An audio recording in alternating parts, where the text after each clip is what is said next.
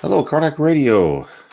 Today is March 3rd, 2019 at 7 o'clock Eastern, 4 o'clock Pacific, all time zones in between and around the world. Another Sunday night, another program brought to you by Kardec Radio. Again, I want to remind everybody Kardec Radio is all about Spiritism, and you can download the app on your iPhone or your Android phone. Just put in Kardec Radio, 2 words, Kardec, Kardec, and then radio. You can download it for free. You can listen to programs 24 hours a day. Very nice. A lot of more and more people every month are downloading it and listening to us, me, and many other speakers on Kardec Radio and tuning into Spiritism. Spiritism was brought to you in the 1850s by Allan Kardec. He is the headwaters of the third revelation. He is called the codifier of Spiritism. And what he means by codifier, let me explain that. But first, let me say, on my website, nwspiritism.com, you can click on his picture, and it will take you to the EDI CEI bookstore, and it will tell you, it will let you order all of his books, other books by Spiritism, as well as Amazon.com, as well as you can look up his name, Allan Kardec, type in space PDF on your search engine, and you'll find all of his books on PDF. So I recommend, Allan, you start with that. If you're interested in Spiritism, read the Spirits book. Now, let me tell you about the Spirits book before we start. The Spirits book is a series of questions that Allan Kardec wanted to ask the spirits. Allan Kardec himself, who he's called the codifier. Oh, hello, Souza, good evening to you. He's called the codifier of Spiritism. That means he did not speak directly to any spirits, but he found out when Spiritism, the table rapping, that became kind of a fad in the 1850s. He participated in it, then he got interested in it. He said, I'm going to ask him a series of questions. He asked a series in this book, a series of 1,099 questions. And it was very revelatory the answers he got back. And what he did is very organized person. He created a series of questions, and he didn't give them just to one medium. He gave them to multiple mediums in different geographical areas throughout Europe. And he did not use the answers in his book unless 2 or more mediums agreed on what the answers that they psychographed, they wrote down from high spirits, unless they agreed on the message. Therefore, Spiritism, and many people, there's psychics and so forth who will bring, very revelatory, good communications from spirits, but they'll talk to one spirit. Spiritism is codification from the Spirit of Truth, as promised in the Bible. Is Jesus said he will bring us a consoler, a Spirit of Truth. This is what was organized in the 1850s. That's why Spiritism is called the third revelation. The first revelation being Moses, the second being Jesus himself, and the third is Allan Kardec codifying information brought to us about the spirit world. And what's exciting about Spiritism, what you don't hear from many other places, is it gives us specifics, the processes, why we're on Earth, what happens when we get rid of this physical body, how does karma work? How does the law of affinity work? What is reincarnation? What does reincarnation do for us? All of that is answered in Spiritism. It is so interesting. It was the most important discovery of my life. And if you want to know more about Spiritism, you can also go to my blog site, nwspiritism.com. You can read all sorts of articles. I have a menu talking about reincarnation, destiny, Spiritism itself. You can, on the right-hand navigation bar, I have many books. You can click on, of course, the picture of Allan Kardec, go to the EDI CEI bookstore, find more books about Spiritism. And it answers so many things, and it makes you more comfortable of why we're on Earth. In a nutshell, we're on Earth to learn. We are in the big campus called Earth. We are here to remove our primitive emotions and to replace them with noble emotions. Faith, charity, honesty, fraternity. We're here to remove our blemishes and to improve them with fortified love into our heart. So, and also, in a nutshell, the other ones, the Spirit said, if you want to describe The Spiritist doctrine is not a religious doctrine. In a nutshell, it's just follow the golden rule. Do unto others as you'd want them to do unto you. Love everyone. Spiritism tells us so much, and it was very much ahead of its time, too. And there was nothing in there as far as prejudice against certain people. There's no prejudice against homosexuals. Or when they talked about marriage, they said marriage was between two spirits, not necessarily between husband and wife. When Allan Kardec asked them about, what happens when a couple marries and they can't get divorced, the answer was, well, those are your laws. Two spirits who can't stand each other should not stay together, right? Marriage is a union between two spirits who help each other. That is what they said. That was very advanced for the 1850s. The other thing is, people who will read the Bible, they'll read the Bible literally. And what Spiritism tells us is, look, everything from the Old Testament to the New Testament and beyond, when people talk to other psychics and mediums, is we speak to the people who listen to us in the technology and culture of the time. They can't say everything because they could not even grasp us. It's like if we went back in time and, oh, hello, Rosalind, and we tried to tell everyone about a mobile phone. They go, what? So it's the same thing with the spirit world. What the spirits say is the messages of love and peace are eternal. The other things in the Old and New Testament, they are probably information and communication that people could understand at the time. They could, especially think about Jesus in the New Testament. He could not be too advanced. He could not say, love everyone, right? Even if, they go against what you think is right, that doesn't mean they can't be, punished or whatever if they actually commit a crime. But of course, in those old days, what crime was a lot of things that not are in our days, right? We were much more understanding, and everyone's equal. People can do whatever they want to do as far as safety, right, within two spirits, genders, male, female, etc. That is not considered a wrong. What is a wrong is when you take advantage of other people and you lie to other people. And it's, as long as you're a good, decent person, you will arise and ascend to heaven. And what we are talking about here tonight is in my book, How to Live Inner Peace Through Spiritism. And what that is I created this book based on a poem I read in the book Spiritual Wisdom, Mists of Hope by Herculano Pierres and Francisco G. Xavier, also called Chico Xavier.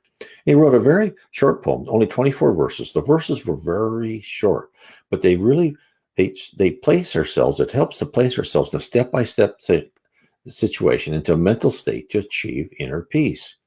And inner peace isn't a condition to enjoy for a moment or two on the beach after a few drinks. It's a life quest. It's a multiple life quest. No one's going to be a saint in one life. It's I could be wrong, but I doubt it that, anyone can start from a, very primitive beginning and become a Mother Teresa type person is practically impossible. So someone like Mother Teresa has had many previous lives for her to learn to apprehend the fact that serving others is very important, which brings us to verse 23, the second to the last verse in the poem of the steps to achieve inner peace. And that is courage to place yourself second to serving. I haven't gotten there yet. There's many things I could do. I'm still a bit selfish and, keep things I need to keep. But this is one of the steps, and I'm trying to do better. But again, the verse is courage to place yourself second to serving. Let's think about that for a second. What does that mean? Well, the spirit Andre Louis states that to achieve harmony and inner peace within yourself, you must possess the fortitude to sacrifice your own desires in the pursuit of helping others. This message is from high spirits via spiritist mediums. They don't demand life in a hair shirt while exclusively tending to the needs of unfortunate people. Only that we examine the situation and at times think about serving first and ourselves second. Doesn't say you have to cut all your hair, turn yourself into a monk or whatever, and give away everything. No, just think about each situation and what you can do, even though it's not what you want to do, and even though it makes you sacrifice a bit. This is a plea, courage to place yourself second to serving, to our altruistic tendencies. Our guardian angels are seeking an acknowledgement that while we understand the need to better ourselves, that alone, while admirable, isn't quite enough. We should also assist others in their spiritual journey through whatever means they may require it. Food, comfort, advice, or shelter. It doesn't mean, as I've said many times, it doesn't mean you have to give them money. It's your time is actually more valuable than anything else. Now let's talk about what that really means and how that works. So this is what I try to do and explain in my book, How to Live Inner Peace Through Spiritism. Spiritism emphatically delivers the message that for every action there is a reaction, and to each according to their deeds. Now, this is part and parcel with karma, right? For every action there is a reaction. Karma is real. What we do today determines our life, our next life. What we did yesterday, or I can say what we did in our previous life, our lives, really determine our life today. When you have trials and tribulations, the things you're going through are the reaction of what you did in your previous life, and they are not punishments. They are lessons to be learned. I want everyone to know, because I've had comments, people, say, well, why do you talk about, a place in the lower zone? It seems like a purgatory. God doesn't punish us. And of course, oh, hello, Gabriel. And, you're very welcome. And I keep trying. God does not punish it. Now, it may seem like a punishment because basically we're like the 5-year-old kid that got the slap on the hand or put into the corner to face the wall for a couple minutes because they wrote on the wall or they tried did something very dangerous to themselves.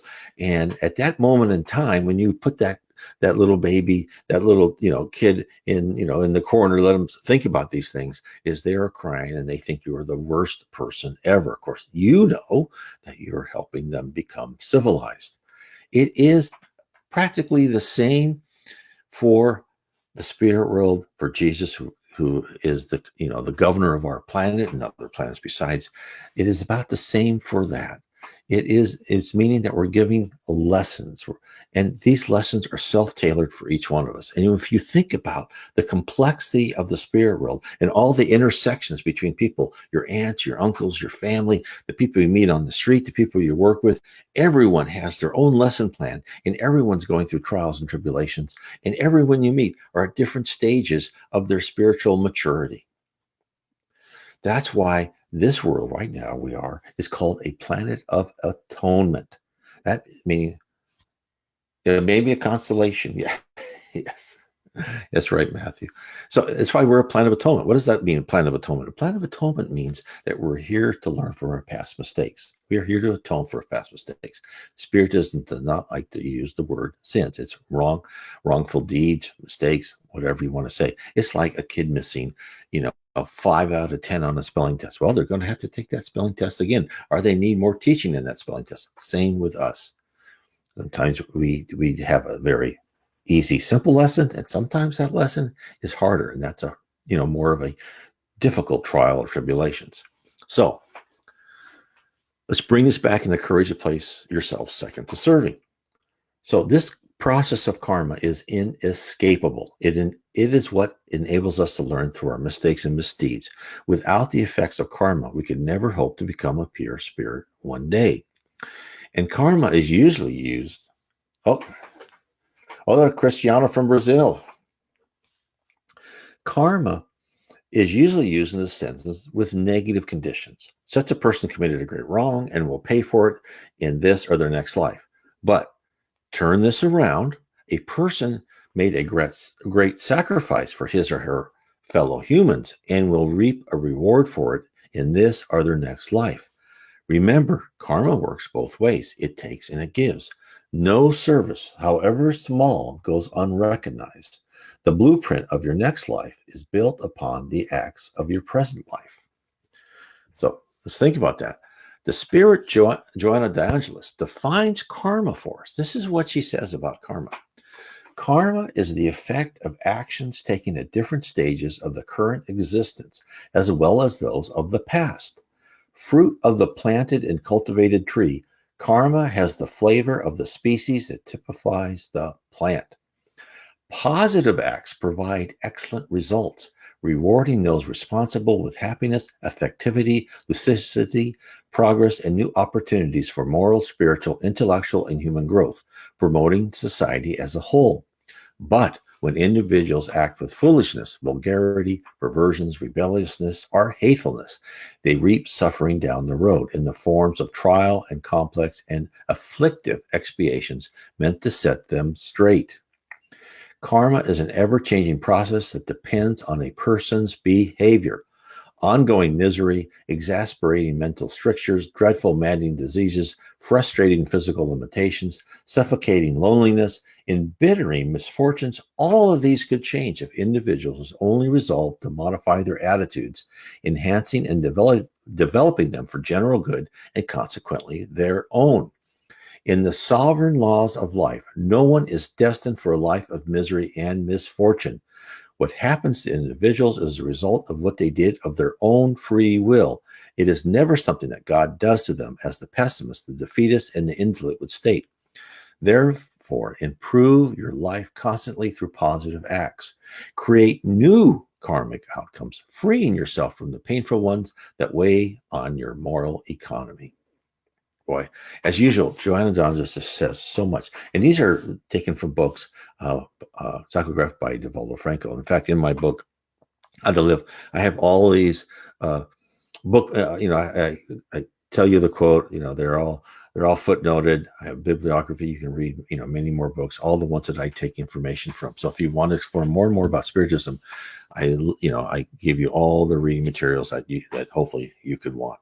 So the other thing to say is when she says that no one's destined for a life of misery and misfortune, and you've done all this with your own free will. When people ask me, why is the earth, why is it so chaotic? Why are sometimes the good, bad things happen to good people and good things happen to bad people? And there's always two words that explain everything. It's called free will.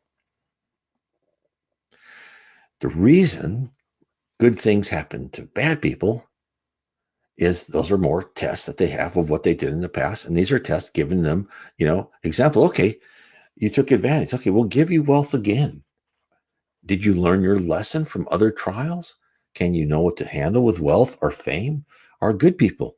Maybe they did something not very good in their past life, in their current life. They may be trying to act really well, but they're still atoning and learning certain lessons. Those lessons from looking at the outside saying, oh, that poor person, that happened to them. But it's really the best thing that could happen to them because they're learning. And as you are learning, I actually wrote a book called The Problem is the Solution. As you go through these, sometimes very hard trials, you're actually in a good shape because you are learning the lesson you need to learn. So, hence, to supplement your courage, to placing yourself second, gaze upon your idealized future life. That's how I bring placing yourself second to serving, because every time you do that, not only do you spiritually grow, but karma acts upon this, and your next life is going to be better. The more you deem yourself worthy by your acts, the greater the range of existing opportunities that will be open to you in your next life. In numerous spiritual literature, I have read that the reward for any sacrifice for the good will be repaid 100 times over in the spirit world. Well, at first glance, this may seem an obvious attempt to bribe people for good behavior. It's like you give that sticker or that piece of chocolate to the kid, because at the foundation of our character, we should realize that the deed itself is the compensation. Nevertheless, a little part of us responds to the allure of a prize. I know I have been, and this is quite normal.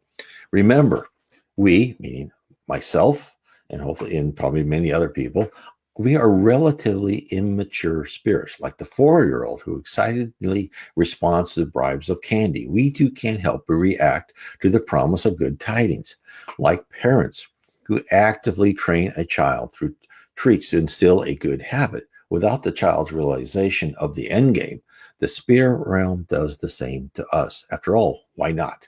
The allures of self-indulgent behavior is so great, it needs to be counterbalanced by an alternative. In fact, that's one of the things that I've heard, spirits ask and question about is, the rewards, the rewards for doing something wrong, pleasure and wealth, so outweigh, the seemingly rewards in the physical life of doing good. And and I've had people ask me about that. It goes, it's so out of balance. And yes, it is. But that also means that we're going through a much harder course. And when we get through this course, we are a much higher, competent, professional spirit who can help other people like us, other planets, even this planet, and we can help other people, the environment, the biology, the whatever type of human race there is, we can help them much better because we've gone through extremely difficult training. So, hence, while we may start out grudgingly giving of ourselves, over time, it becomes a habit with its own intrinsic benefits. Eventually, just like with the children you're training little by little, eventually the vision of far-off riches recede in our memory, and the simple pleasure of a good deed done takes its place.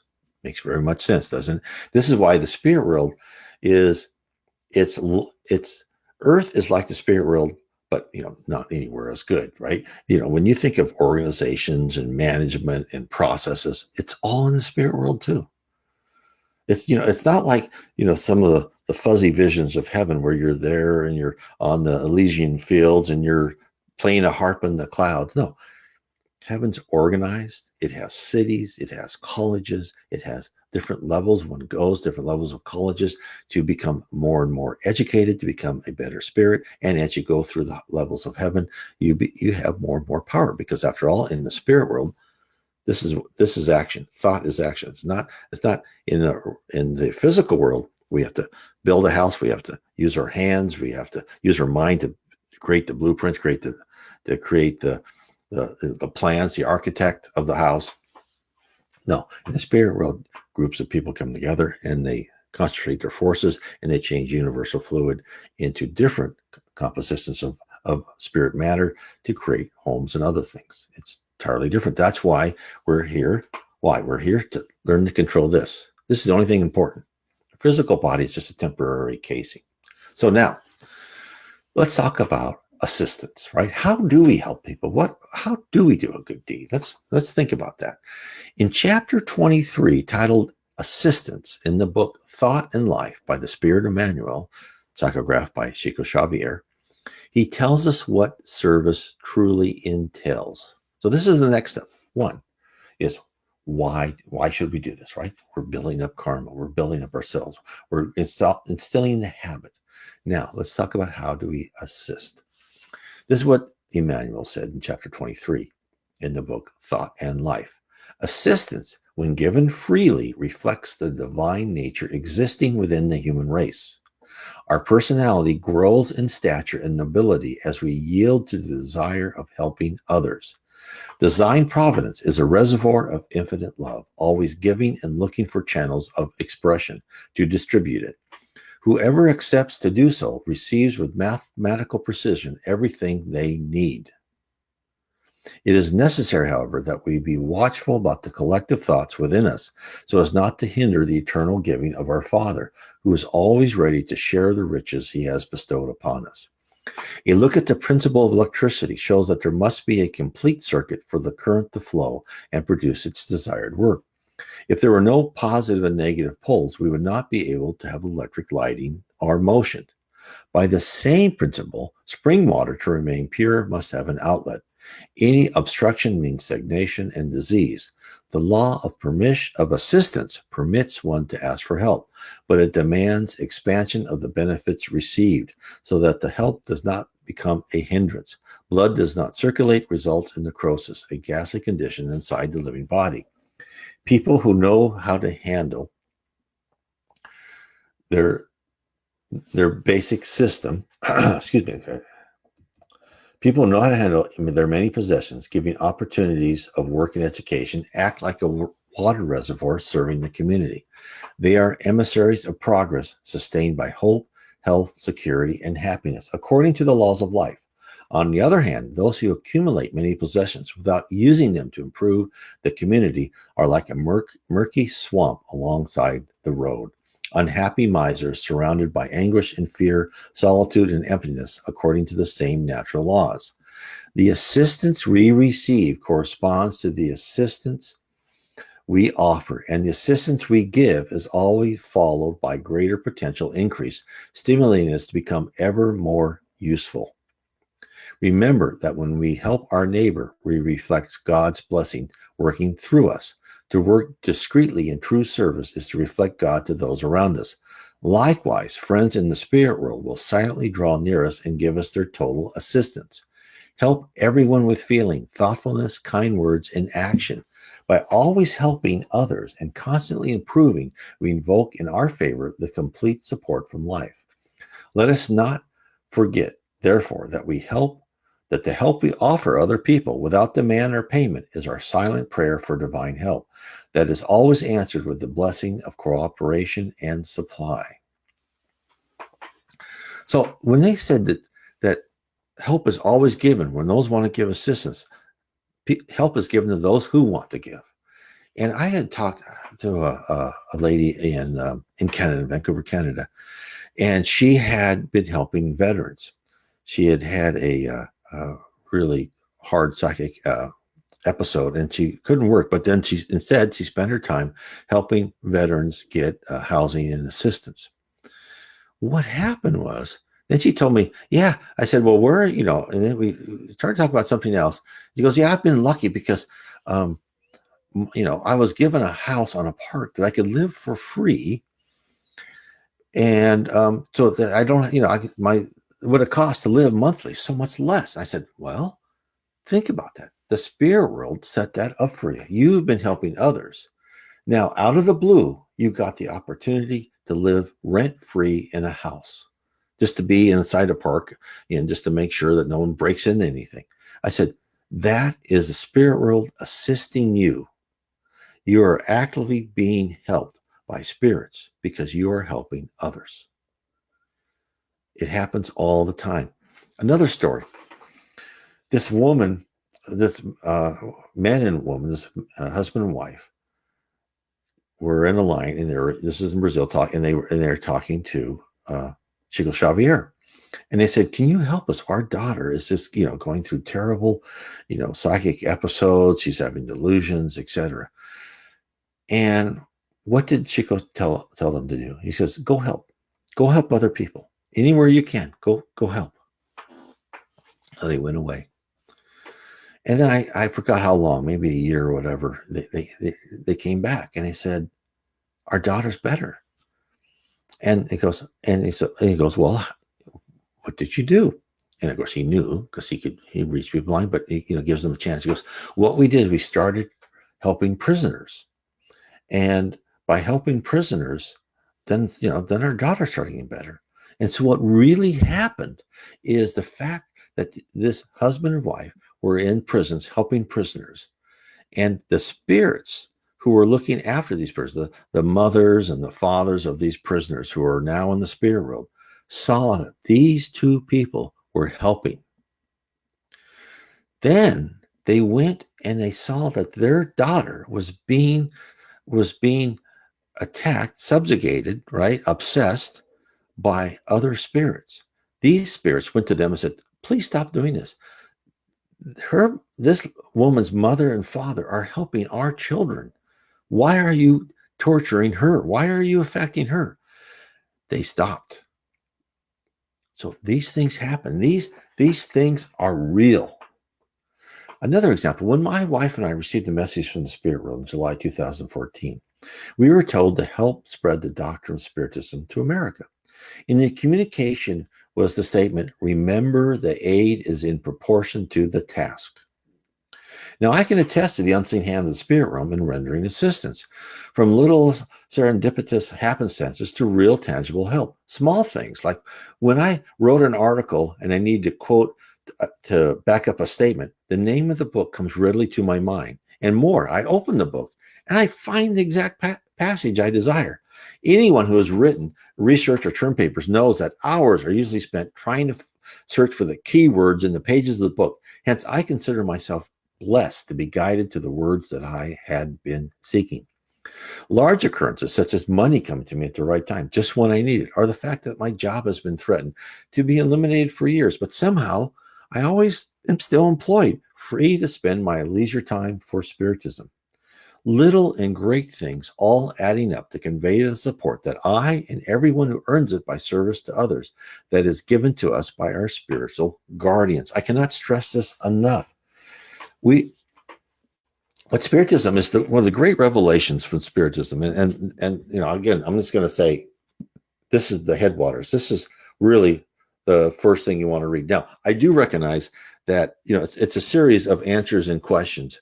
It's just so revelatory, but that's not how everybody learns. That's why I wrote my books, where I took the Case for Reincarnation, where I took books from all sorts of spiritist books in English, and I kind of made the case by case of what if all these people say, right? Or explore your destiny, about what is heaven like, etc. And then my book, my series of 3 books, Heaven and Below, the spirits and how they assist us, and the third book is I took all these revelations that was brought to us by the Reverend G. Val Owen in the early 1900s, and I juxtaposed them and compared them to what the other Spiritist authors, Chico Xavier, Yvonne Pereira, Devaldo Franco, I said Spiritist mediums, say, and then I show what, more information about what is heaven like, what's the processes like.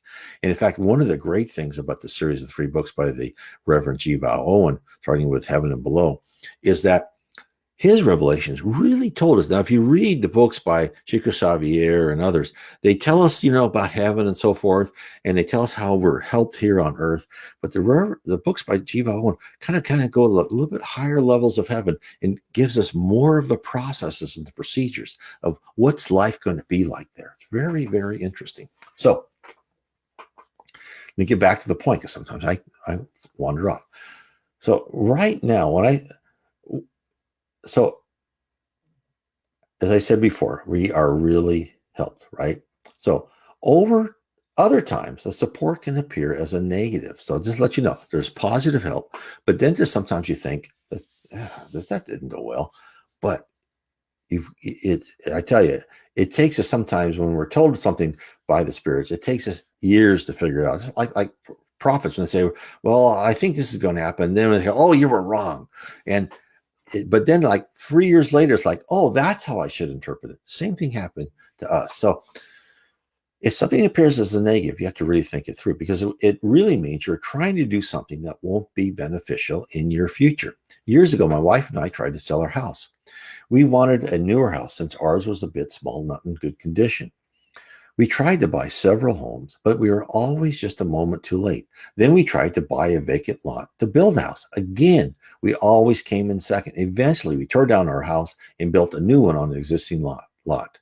Now, I said, I don't know why we did that. Now I understand, because now we've since sold that house for a nice profit so I can retire. It all worked. And probably if we bought another house, the profit wouldn't have been as much. So you just never know. Sometimes you just have to figure out. Another time, during the Great Recession, it's like 2006, I believe, I lost my job. My wife told me not to worry. I would be employed by my old company, but with a new name. I couldn't rest waiting for that. So I applied for many jobs and had numerous interviews. Again, I always seemed to come up second. Of course, it happened just like my wife said. I was rehired by the company with a new name, which laid me off in the first place. So as you become in touch with the spirit world, you begin to see the patterns. You'll be able to detect when to move ahead, when to stop, and when to be patient and wait for a sign. Now, am I perfect in that? No. I still get like frustrated and I don't know what I should be doing. But then your solution is to go forward and just do what don't be passive, still be aggressive, but always follow your conscience, right? You can't go wrong if you follow your conscience. If you get nervous or upset or you feel bad that you're doing something wrong, don't, right? And then you'll be directed.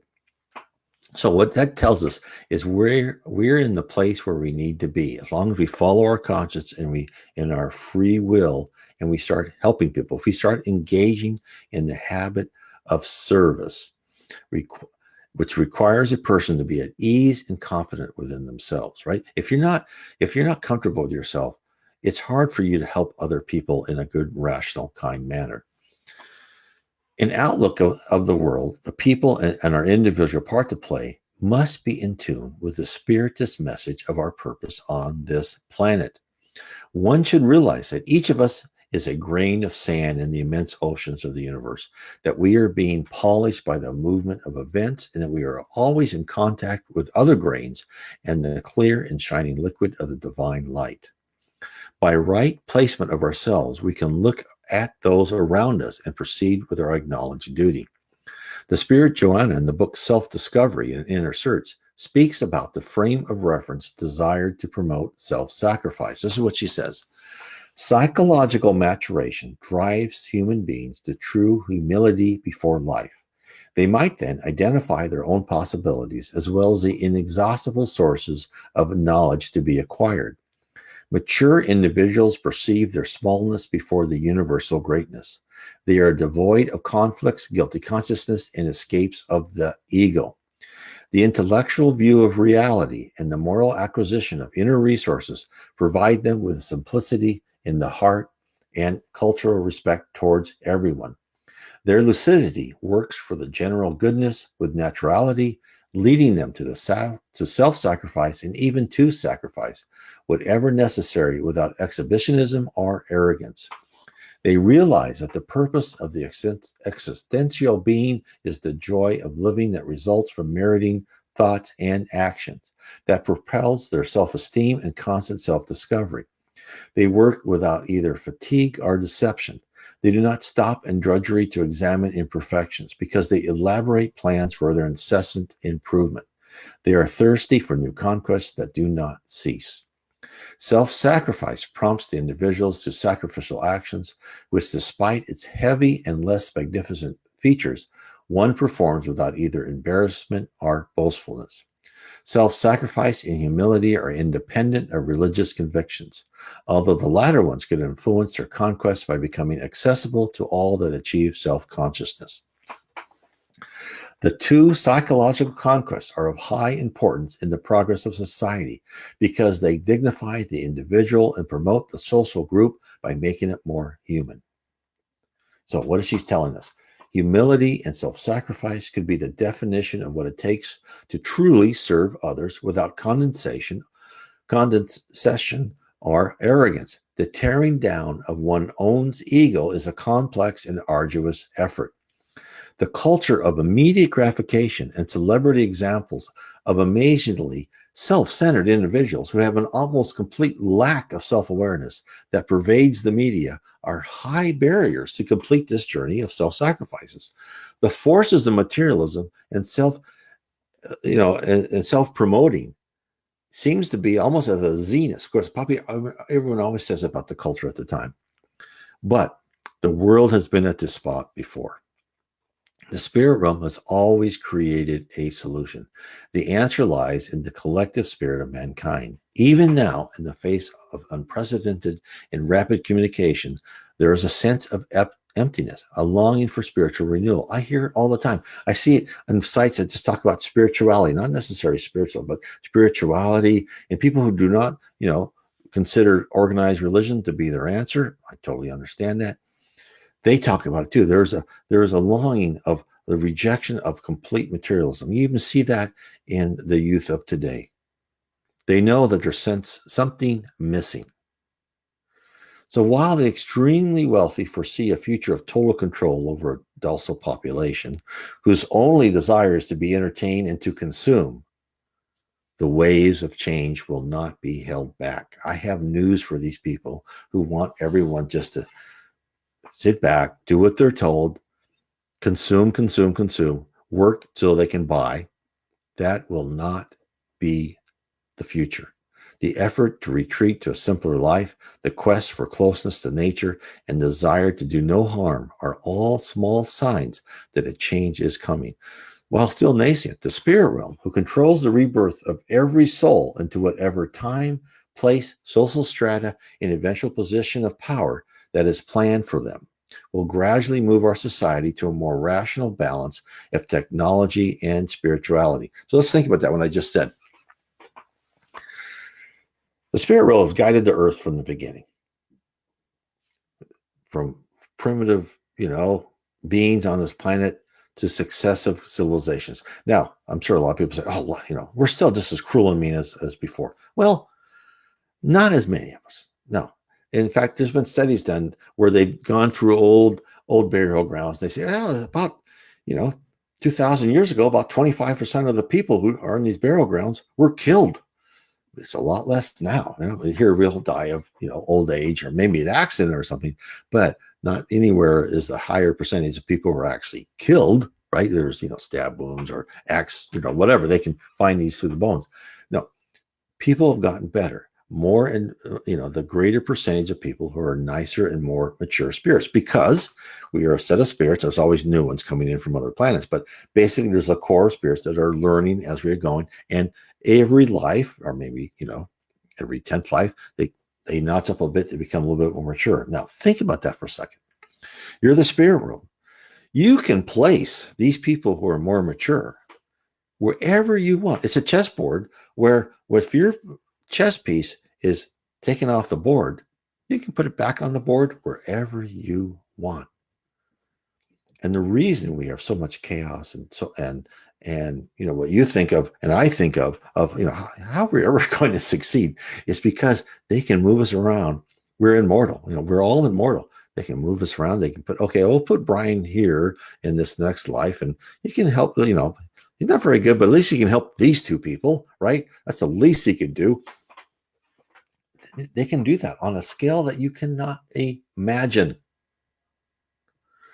So think about that. And message from my spirits have talked about that the whole human race has gone on a journey towards materialism, but we are slow. We've reached the zenith of that. And now we're going to start going back towards balancing material and spirituality. Right? Because we can't all just give away everything, right? And the reason we've had to go through a period of very vast materialism is we have had to do technological progress. It all comes in hand, right?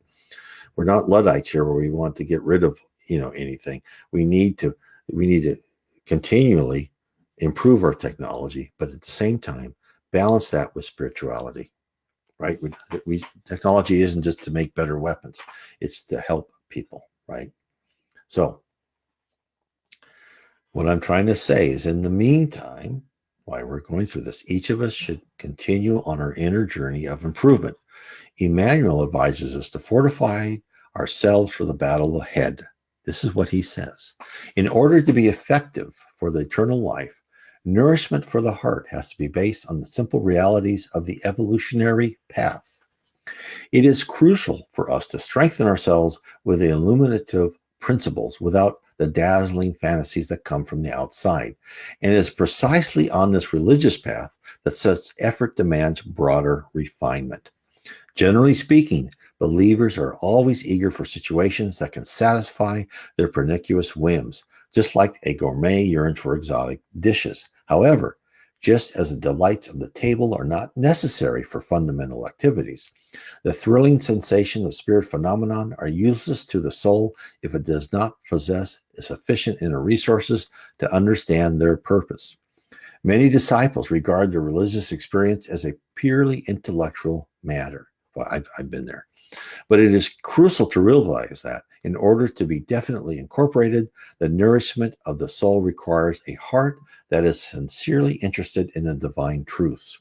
When individuals assume this inner attitude, they truly strengthen themselves for sublimation. They realize that there is such an abundance of useful work material around them that they place any temporary sensation on the lowest rungs of the evolutionary ladder. Therefore, what's he saying? As you explore the depths of your character and your journey advances, you shall become closer to divine truth, and the spirits have come to assist you.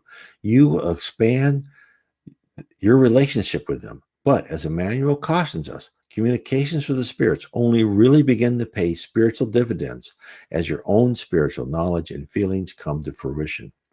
This dynamic comes naturally as one moves to the plateau where self-sacrifice and humility melds into one's character. When this is achieved, a calmness and serenity envelops you, an inner peace that is hard to be disturbed by external events, which becomes the norm and not the exception in your daily life. And I can attest to that. I still get stressed. Yes, I'm not perfect and I'm not calm and cool under all situations, but I have improved so much more by understanding when things come at me, there's a purpose.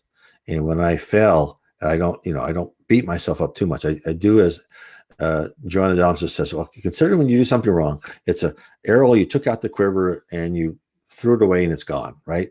Analyze what you did wrong and try to improve. And of course, and I fail constantly, but I just little by little, it takes years and years. You will improve. And the first thing is, get with your thoughts, get your thoughts under control, not just your speech. That's the easy part. Is just keep your mouth shut. The harder part is to rewire this brain. And when you rewire this brain, this physical brain, it connects via the perispirit to your spiritual brain, and you are changing. You're doing what you are here on earth to do, and that is you're modifying your personality, because that is what we take with us, right? When you die, when you get rid of this physical, you are the same person. You're the same personality as when you were on earth. So if you were a nice, good person and you had a good sense of humor, you're the same. If you were not a very nice person and you were mad at everybody, you are the same. And that's when you go to places that are other people like you. But the more you can modify your personality, you can start thinking good thoughts and use your consciousness to filter for anything that's negative, that you might, like bad gossip about someone or, as I used to do, walk the streets of a city and see the, what I used to think bums, right? And now I know they're poor souls going through hard trials that may not have been too successful. Instead of thinking, oh, they should be wiped off the face of the earth, like I've said before, now I think, oh my God, I try to say a little prayer for them, God bless you. I hope you do better. That's how you start changing your attitude and your character to make yourself a better personality. Okay. Anyway, I want to thank everyone again. This is my book, How to Live Inner Peace Through Spiritism, that I've been talking about for the last more than a few months. Please share this video to other people on Facebook. Please tell people to subscribe to my YouTube channel. I have a link to that on my nwspiritism.com. It's right on the right-hand side, or my BitChute channel, where I also post all these videos. And my YouTube BitChute channels post all my videos. These videos I talk about on every Sunday night. Also, thank you, very welcome, every Sunday night. And then also I post shorter videos, and some of the videos actually been translated into Portuguese by this wonderful woman in Brazil. I post those. Again, I also want to remind everybody at the the last day of March, which is a Sunday, I won't have this program. I will take probably maybe a weekend or 2 or 3. I'm not quite sure, because I am, as I said before, I am moving. So it might just be a little hiatus there till I get everything organized and get the internet up and everything in place. So I want to bless everyone again. Thank you. Please, spread the word, help people, not aggressively, but if they open a door, please talk to them about Spiritism. If you don't have a Spiritist site in your area, open one, right? I talked to this one person, Sergio, who is in Florida, but he says, we have volunteers, they have people help, people are not close to a Spiritist site. And I said, yes, I'd be happy to volunteer after I'm, resettled. And I thought it was a great idea, something that I hadn't thought of. And so there's all these people doing wonderful things to help us spread Spiritism. And I know it's not easy, because Spiritism doesn't tell us, like, a lot of the spirituality says is that, you are what you think, and God forgives all. And those things are true. They're true, but Spiritism tells you there are repercussions to your actions. Karma is real. And therefore, if you're not a nice person, you won't go to a nice place until you learn to become a nicer person, until you want to become a nicer person. And those things, people don't like the negative aspects. The other aspects is we're watched. Everything we're constantly evaluated. Our minds throw out information all the time, just like a cell phone. People don't like that either. I don't blame them. Who does? Who wants to have to live with the repercussions of your bad actions, right? No one, unless you're mature and think, oh, yes, I have a lot to learn. You have to get to that point. You have to get to the point where, okay, I understand. I have a lot to learn. I'm not perfect. And only now do I realize how stupid I am, right? That's like, I feel like at least I've gotten to the point where I recognize how ignorant I really am. And therefore it's not easy. And I don't blame anyone for not being ready for spiritism, but help as you can, guide them.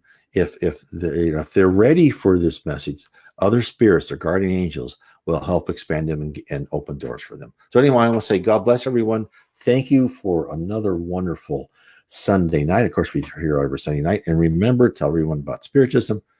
Share this video, share my NW Spiritism site.